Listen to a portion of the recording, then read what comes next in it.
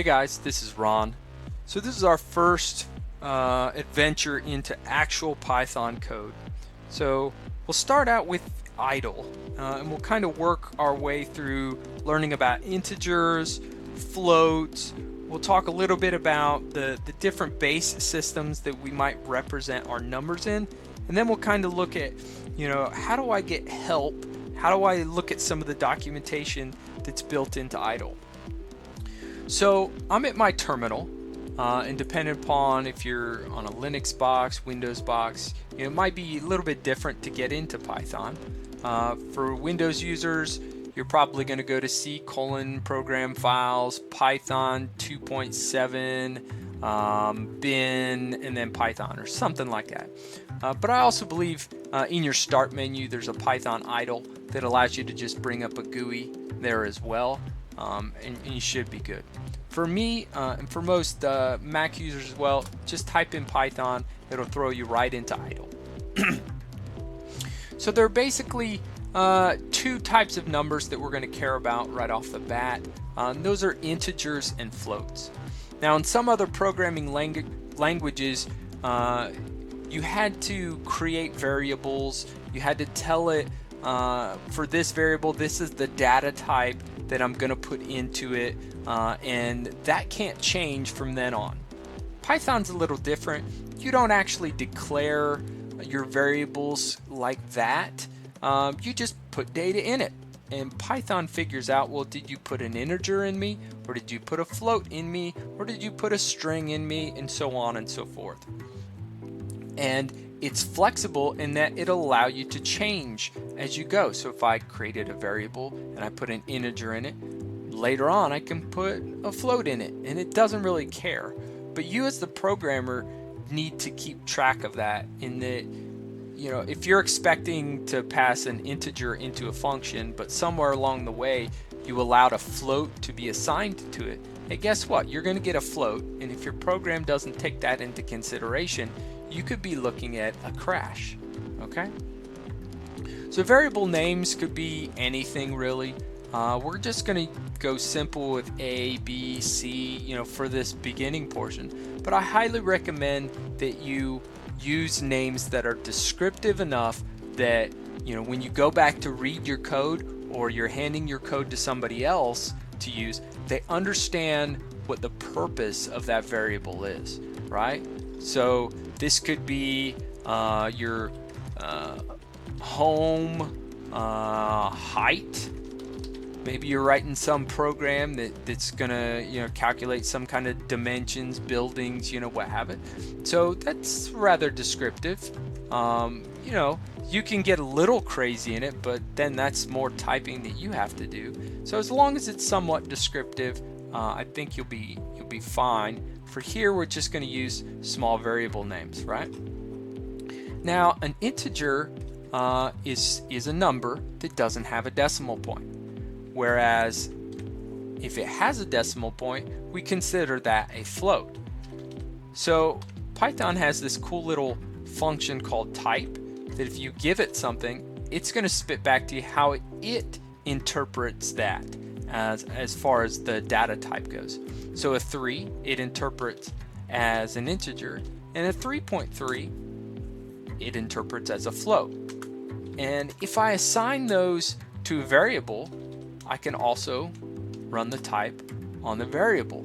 And again, it's going to explain to me, okay, you gave me an integer, so I made A an integer, right? I created a variable called A, and I made it an integer. Now, I could assign a new value to it. This time I'll assign a float. And so some of your other programming languages don't allow you to do that, but Python takes it in stride. So now if I do a type for A, I get a float. Wonderful. So we'll keep A as a float. We'll make a B variable, and we'll make it 10, right? So now the type of B is an integer. I have an integer in one variable, I have a float in another variable. So let's do some mathematical operations. If I want to do addition, pretty straightforward. I gave a float and I added an integer to it. and what I got back was a float. And this is because Python is going to try to take whatever is more precise. So the float is more precise than an integer, so I get back a float. If I were to take two b's and add them, guess what? I get an integer back because I gave it two integers, I get an integer in return. If I do subtraction, I get the same kind of functionality. Okay, I took a float, I subtracted an integer, and I got back a float because the float is more precise. And it doesn't matter which one comes first. It just matters that at least one of them was a float, so you get back a float. So that's addition and subtraction. Multiplication, no different. A times b, I get a float back because at least one of those numbers is a float. Whereas if I were to give it two integers, I get an integer in return. Pretty simple. Division, on the other hand, throws some issues here in 2.7. So if I do an a divided by b, or a b divided by a, it doesn't matter. At least one of them is a float, so I get a float in return. However, we're seeing some issues here. Notice this is b, this is a. Or correction. No, that's exactly right. It did exactly what it was supposed to do. But what happens if I take b divided by 3? Now that's wrong, right? So we have 10 divided by 3, and it's telling me the result is 3. Why?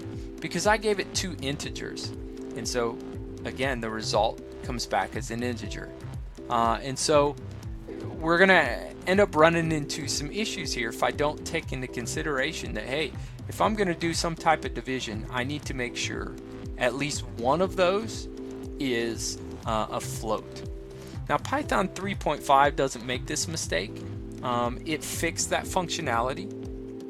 But with Python 2.7, you're going to run into issues. So one of the things we can do is I can do a typecast, right? So I can tell Python that I know that 3 is an integer, but I want you to interpret it as if it was a float. And then I get back the result that I want, right? So again, if you're going to do some type of mathematical operation, especially with division, ensure that you know what you're putting into it. And if you need to be extra sure, do a typecast of float so that you ensure that you get back the result that you want.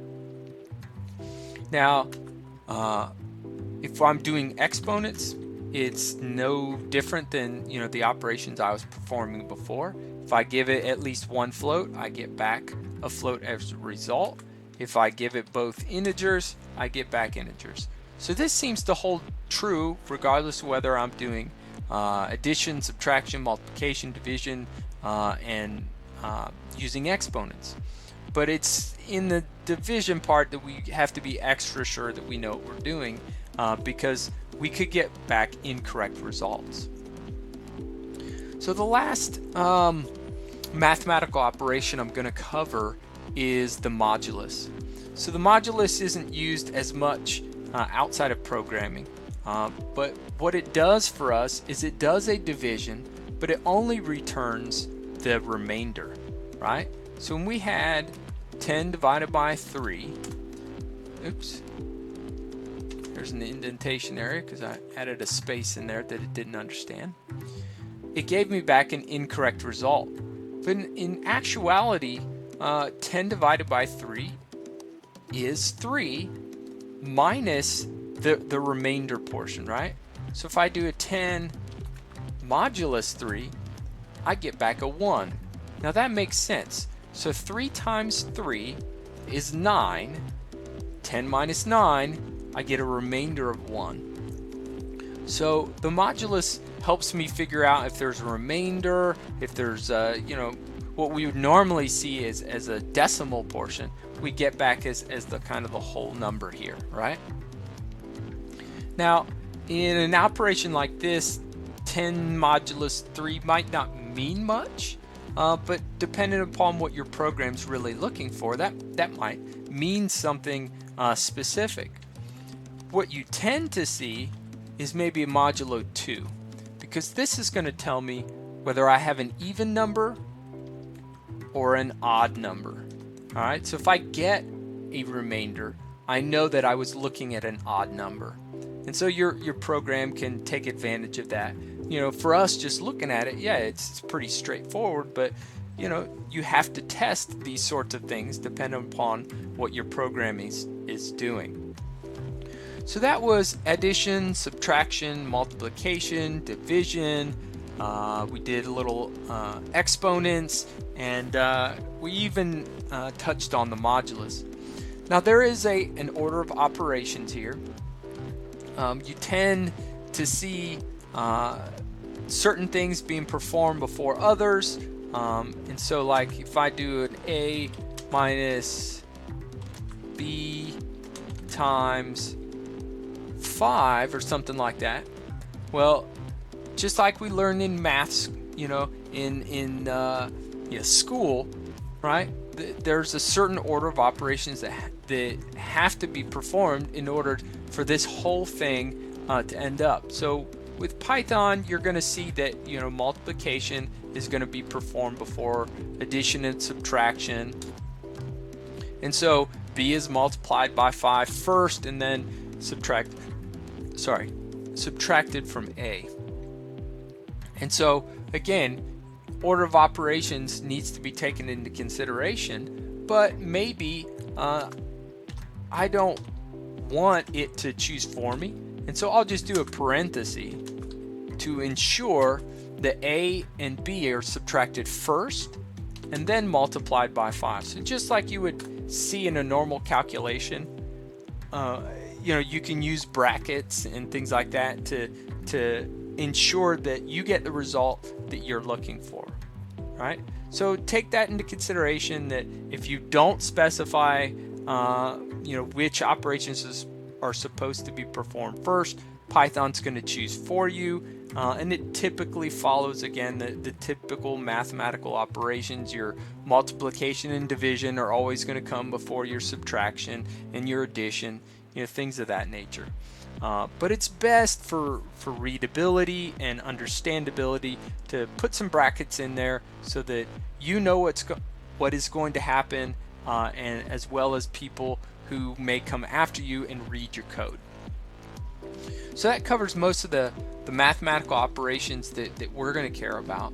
I do want to touch on some of the base numbering systems that we might find within our program. So depending upon the type of operation that you're going to be in, a 10 is interpreted as being a decimal number, meaning it's a base 10 system. So 100 is interpreted as what, 10 to the power of 10, right? Sorry. Yeah, 10 times 10. So 10 to the power of 2. Yeah, whatever.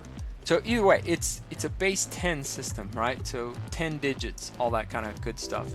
But there are other bases out there. There's binary, which I can do with the bin function. So 10 in decimal, when converted to binary, is actually represented as 1010. And we prepend 0b so that when you look at it, you understand that what you're looking at is a binary number. Now the quotes around it is because it puts it as a string so that it's more easily digestible within the system. But understand that 0 Bravo means, hey, you're looking at a binary number, and 1010 in binary is actually 10 in decimal. It just did that conversion. We can also convert to hexadecimal. So whereas in decimal we had a base 10 system, binary is a base 2 system, Hexadecimal is a base 16 system, meaning there are 16 digits that it can use. Okay, so an A in hexadecimal equals a 10 in decimal. Now, if this whole portion is confusing you, I have other videos out there. Just look on my channel about how to convert between the various base systems. I show you how to do it by hand so that you get a better understanding of what's actually happening. But within your program, it's just easy to use the bin function or use the hex function. Now, what happens if I want to go from hex back to decimal, right? So I have this base 16 number that I want to convert back to decimal. Well, there's this int function, so this integer function, that I can pass it a string, 0xa, and then I'm going to say, okay, this string, what type of base is it currently in? Well, it's base 16. So if I do that, guess what? I get a 10 back because it's converting this back to an integer base 10. Conversely, I can do an integer of that 0 Bravo 1010, and I'll say, hey, this is a base 2 number, and I get 10 back as well. All right, and just so that you can see that it's not lying, we'll do 0 1 1. There we go. So I've added 1 to it, and I get an 11. So that makes sense, right? So that covered our decimal, binary, hexadecimal, and we'll see those used throughout our functions depending upon what we're doing. It may come up from time to time. But what happens if you weren't really sure what to put into int? You were confused as to what that function was going to provide you. So where am I going to get documentation? Well, idle has a bunch of stuff built into it for documentation. So you can type help, which is just another function, and you can pass it the function or whatever you're trying to do. And as long as it has a write-up, it's going to bring up some type of documentation. So what we see up here is there is an int function. It has base equals 10 inside there. So what it's telling us here is by default, it's going to assume that what you have up here is in base 10. But when we did the functions, we told it, no. Instead of using base 10, what I gave you was base 2 or base 16.